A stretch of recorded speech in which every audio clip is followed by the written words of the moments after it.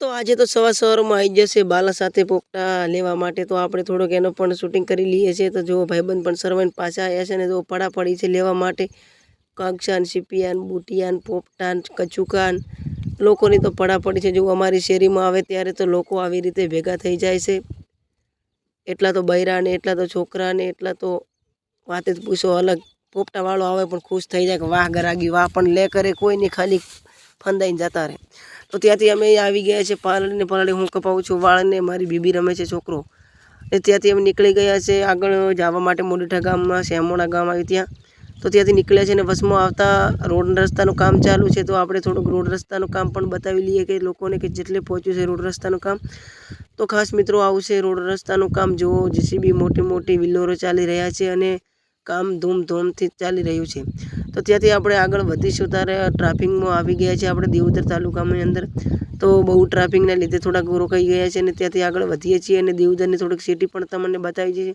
આ છે અમારું પ્યારું દિયોદર, તમે એક વહીને જોઈ લો પછી તમને ખબર પડશે।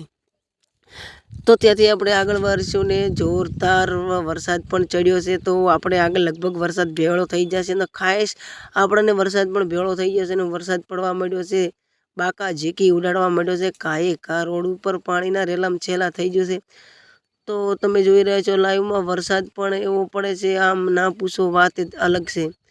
વરસાદ પણ આખો આમ બીજી તોફાની થઈ ગયો છે અને વરસાદનું હવે મોસમ ચાલુ થઈ ગયું છે।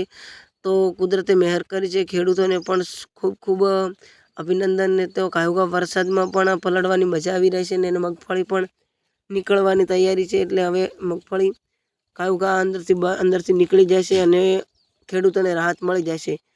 તો માપે વરાત આવે તો ચાલે। તો આપણે ખાસ પહોંચી ગયા છીએ મહેમાનને ત્યાં। મહેમાનના ત્યાં એક છે મસ્ત પિંજરામાં પોપટ, વિદેશી પોપટ। તો વિદેશી પોપટ પણ આપણે થોડાક રમાડી લીધા છીએ અને આ પોપટના કલરની વાત તમને કરું તો મિત્રો જુઓ કલર અલગ અલગના કલર છે, લાલ, પીળો, લીલો, આ તો મોર કરતાં સારો કલર લાગે છે। તો ખાસ તમે જોઈ રહ્યા છો કેવો મસ્ત પોપટ લાગે છે, પ્યારો પોપટ। તો મિત્રો આવા પોપટ પણ જોવા ક્યાંક મળે છે। તો ત્યાંથી આપણે ગામ ફરવા નીકળ્યા છે અને ગામમાં એક વડલો જોયો, તો વડલો મેં કીધું જોઈ આવો।